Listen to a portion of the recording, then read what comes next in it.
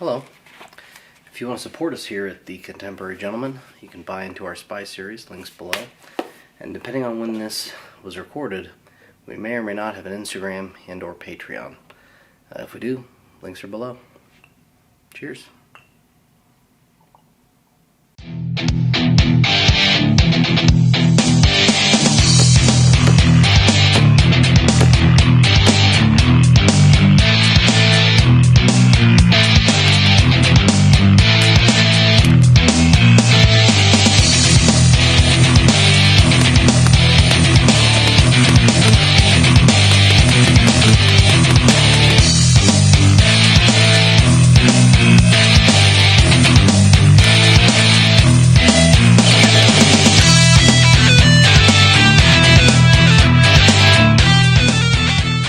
Hello everyone, James Donaldson here, and in this video I'm just going to be talking about MCX Rails. This is one of my, I'm kind of going to do a few of these MCX Virtus specific videos talking about various things I would have liked to have known or was curious to know about when I was looking at the platform and then kind of acquiring accessories and figuring out what configuration I wanted.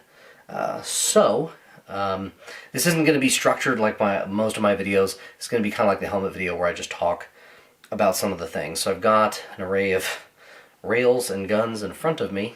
So now I will talk. I will throw out the disclosure that, all the products you see in this video, I don't have a relationship with the manufacturer. I acquired all this from a third party, and a very generous third party. And so, yeah, I don't have to, I can speak candidly about all these products. So I'm going to start with the 300 Blackout. Something I kind of found interesting was everyone that ran a 300 Blackout with the suppressor-friendly rail, I was hardly seeing any in the 16-inch rail. I started to wonder if there was a problem. Is there a problem with venting or heat management? Is there some other kind of problem? I don't know. So I'm very tempted to try. Actually, I've been looking to get a 6.75 barrel just to get it even with the rail. Again, really more for aesthetic reasons than anything else. But I can tell you that there is no problem whatsoever with the 16-inch rail. It runs great. I love it. It's my favorite way to configure this because one of the reasons is I can get the light right up there. It also allows me to grab anywhere. I can rest on barriers, and after getting the can hot, I can set this in my truck on the plastic WeatherTech mat, and I do not have to worry about melting anything. Now, of course, I'll roll in pictures, but the 9-inch barreled 300 Blackout came with an 18-inch rail. Just a little bit of Picatinny right there, right? So, I like this because you can kind of get an MP5 aesthetic. Also, when you're talking about stowing the gun, right? So when I use this as a backpack gun, I have to take the rail off. The can comes off. It's one of the reasons I get it so small. One of the nice things is I don't have to separate the upper and lower, which makes this easier and faster to access. So, that having been said, I do have to remove the rail. However, if I put the 8-inch rail on it, then I don't have to remove the rail, and the gun is that much more already ready to go out of the bag, so to speak. I mean, if you want to run a shorter rail, I guess. I just don't know why you would. I feel that having these two rails is a really good set of options. Also, because nothing is attached to the rails that has to be zeroed. There's no sweat with managing any of that. Now I'm going to pop off. I don't think I can show you on YouTube how to do it. Not that it's hard, but so the rail slides right off, right? And what I want to kind of show you, even though I have pictures of it, is the rail extends really far forward, and I like that design very much. You don't need it to stop back here for really any reason. This probably goes, I would say, probably about as far as most barrels are going to go, like your 5.5. That's the information about those rails. Maybe I should have made this a little more structured and I wouldn't ramble as much, but getting the 16-inch, if you watch the video on the 16-inch 5.56 MCX, I don't know why you'd run a shorter rail. I guess you could but that's not where you're going to save weight if you're trying to save weight on this platform. Get a DI 16-inch gun. That's where you're going to save weight on this platform. It's a joke. But the rail really doesn't make any difference. And in this scenario, once it's on there, there's not really a reason to remove it. You could obviously run whatever length of rail you wanted. Again, don't know why you would. I do appreciate that the rails come up to the muzzle device / the threads. That is really nice. Now here is an example of a rail on 11.5, 5.56. And so, again, comes right up to the muzzle device. So, now, one thing to consider about the rail is, I talked about stuff being put on it that you zero, right? So, you can put stuff, because of where the rail is, farther back, and it can be zeroed to the upper.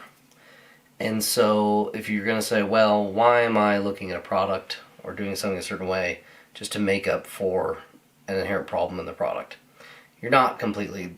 Running it back here, especially up high, does a lot of things for you. This one here is on a Unity fast optic riser to get it up higher so it's not scope shadow on this or anything.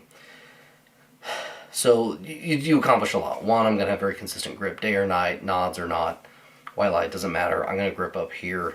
My hand isn't in the way, and neither is any of this stuff is in the way of my LAM, laser aiming module, if you don't know what that stands for. I got my button back here, plenty of space to remove the cap and remove the battery. So how does this all made up with the rail? Well, it means that you can maintain your ability to easily remove the rail without having to mess with a bunch of other stuff. Now, the other nice thing about removing the rail is it coincides with the ease in which you can remove the barrel from the gun. Why would you remove the barrel? Well, there's a handful of reasons. You want to change out your calibers, length of barrel, etc. Another good reason to take the barrel out is it makes it way easier to clean the start chamber. So I haven't done it yet, but I plan when I do a deep clean, I will just remove the barrel altogether and then put it back on when I'm done. So, talking rails. Obviously Midwest Industries, I believe it's Midwest Industries, makes their own rail that works on the MCX platform. It is more industrious, it has more M-lock, so whereas you only have one strip of M-lock along here, it's got like 2 rows of M-lock, right? And so, and I think there's a suppressor friendly one. I think it's got like M-lock up along here, which is a good design. So I do appreciate, it gives you more options by far. Appreciate the forethought. I just like the look of the stock rail better. And I don't have a need to take advantage of their additional M-lock slots. So it'd be a little different story if I needed to, but I don't. So I've stuck with the stock. Now, pricing, I mean, it is aluminum. Kinda would be interested if it was made from a different material, but the problem is other materials like stainless steel are going to be heavier. So whereas my main complaint, especially emphasis on the 16-inch, is weight and lack of balance, so weight in the front, that's not a really good idea.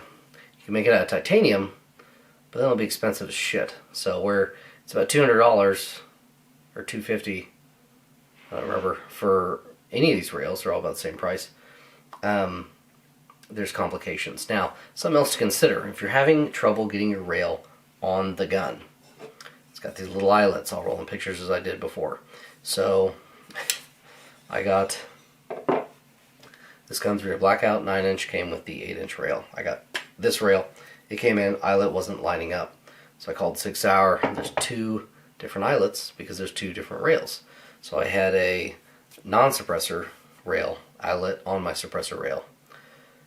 And a month later, this gun had come in 11.5, which now obviously I have just a spare upper. But I converted this to 16-inch, so I had to order a barrel and the rail. Well, the non-suppressor 16-inch rail came in, and I had the eyelet for a suppressor rail. So had I had a crystal ball, I would have just ordered the other rail sooner and swapped them. Anyway, it's not a big deal. In one case, I had sent the rail back They sent me postage, so that's a big deal to me. Is SIG willing to pay for postage for it to go there, to them, and back? I mean, I'm not the one that screwed up, so it kind of irritates me sometimes when I have to send something on my dime. Anyway, so moving forward to that, the second time, I kind of said something, and they did just send me an eyelet. So I have a spare eyelet somewhere, or I threw it away. But just 2 little screws in the bottom of the rail. Not a big deal. I wasn't running the range that day, so I don't know if it even got in the way of me shooting. May have been a little more irritating if it did, but holy shit, SIG. Quality control. Seriously? Okay. So, having said that, I think that's all the thoughts. This didn't need to be a long video. I probably rambled even a little more than I did. Please ask any questions in the comments, or if you follow me on IG, I always welcome people to DM me.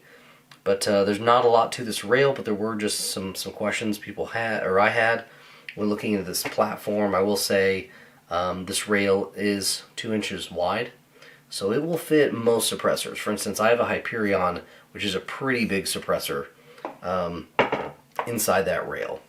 So, as it stands, that's all I got. But, trying to think of anything else. It's got QD slots built in here. Wish they were built in here, but I went ahead and put a mag pole out there to get my sling out there. Anyway, this has been James Donaldson with the Contemporary Gentleman, and until next time, keep your composure.